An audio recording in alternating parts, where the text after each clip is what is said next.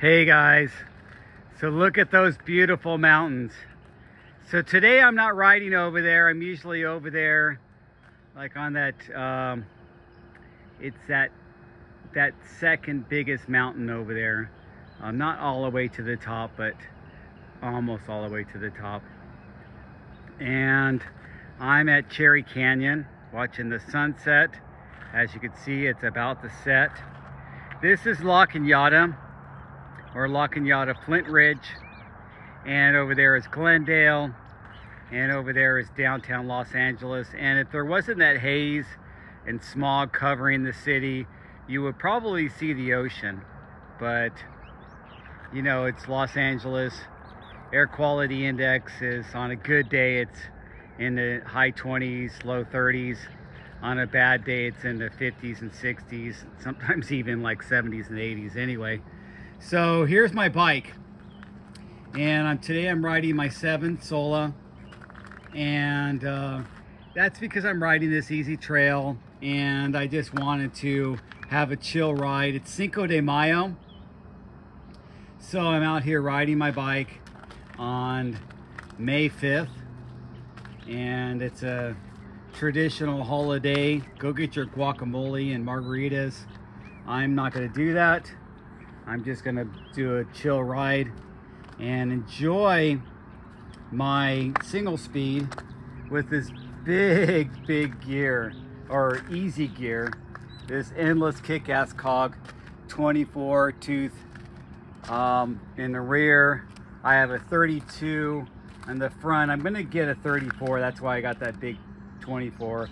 And then what I've been doing is trying to tuck my wheel in as much as possible, getting it real close to kind of shorten my wheelbase and see if I can make this a little more pump track-ish, kind of like a pump track bike, and enjoying it that way. It is a rigid bike. So a rigid 29er with big tires like this is like an adult's BMX bike in a way, you know. It's like a big, it's a big toy. I mean, that's what our bikes are, right? Our toys. So anyway, I have this big Terravel Coronado on front on that big WTB scraper rim, and I have Rimpact in there. And Rimpact is kind of nice. It's real spongy, more of an open cell sponge. It has a little more a softer feel to it. But in the back, I have the Cush Core. I mean, I have the Cush Core valve. It still has that Rimpact sticker because I used to have Rimpact in there. Cush Core XC in the back. I like the Cush Core better for, it's a little more harder and it kind of ramps up faster. If you think of like when you put tokens in your fork, it kind of ramps up, or when you're turning up your compression to ramp up faster. That's what the Cush Core does in comparison to the Rimpact. But what's the nice thing about it is it's a closed cell, you know, insert, so there's no absorption of sealant into that Cush Core, where Rimpact does absorb it in any little areas where it gets damaged and gets kind of, because you get little areas where it gets kind of bit, you know, the insert gets kind of smashed and bit and everything like that, and it's meant to protect your rim, so that gets bit instead of your tire. And when you get those little bite marks in there, the sealant kind of goes in there, and plus it kind of absorbs into sponge. And I think you can see on one of my older videos where I kind of stepped on the Rimpact after I took it out, and it squeezed out all that sealant. So they need to come up with something, and this is my shout out to the Rimpact people. They need to come out with some type of sealant that they put on top of their sponge to keep anything, you know, some water repellent sealant that they coat that insert with to keep the sealant from going in there, to keep your tire sealant from going in there. So they need to put a sealant to keep the sealant, if that makes sense. That would be my recommendation. Now I modify mine, I carve it out and put a V channel down the middle because they're really thick. And so it's thick where you want it to be. It kind of goes, if you can imagine inside here, there's a pad that goes sponge that goes in here, and then it goes in there. It's like a noodle. And then, but what I do towards the center of it is I cut a V channel, so it gives a little more volume, air volume to the tire. And then I still retain that sponginess around the lip of the rim where I really need it. Because I don't need it all the way across the wheel. If you get impact in the center of your tire right here, it's not going to really hurt anything. It's the impact on the edges is where it affects you and can cause a pinch flat. And you do get pinch flats or pinch flat tires on when you're running tubeless, and I have ruined many tires like that. That's a hole that you cannot repair, and I've tried. So anyway, that's the 7. That's how it looks.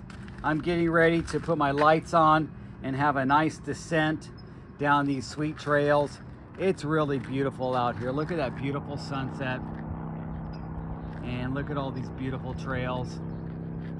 And I'll walk over here a little bit to give you guys a view from the edge over here.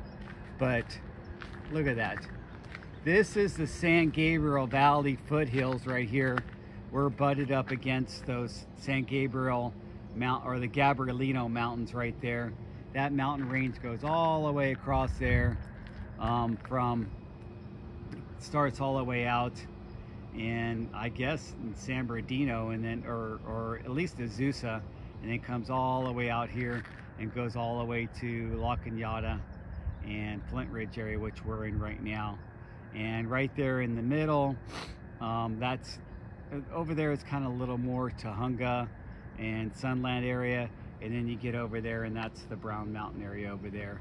Those towers up there, if you look at those towers, those are the Mount Wilson towers. I need to climb up to Mount Wilson and get up there, but those are all our TV stations have their antennas. And then that other peak right there, that's Mount Low. So this is, I mean, it's a beautiful place to live, you guys. Beautiful place for mountain biking. And if you look at the trails, look how smooth and hard packed they are. You can ride gravel bikes, you can ride hardtails. You can get a, 150, 160 millimeter travel bike, but I mean, you're a little bit over bike for this area. But you can have that bike, so when you do go to bike parks and do something more aggressive, then you have something. But I like to be under biked myself.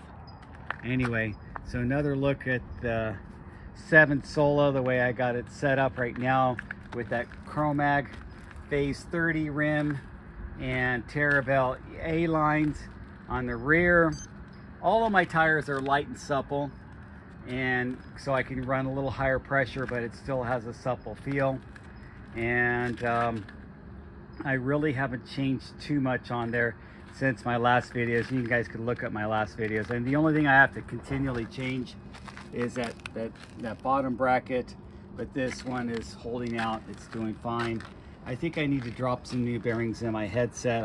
It sounded kind of a little creaky.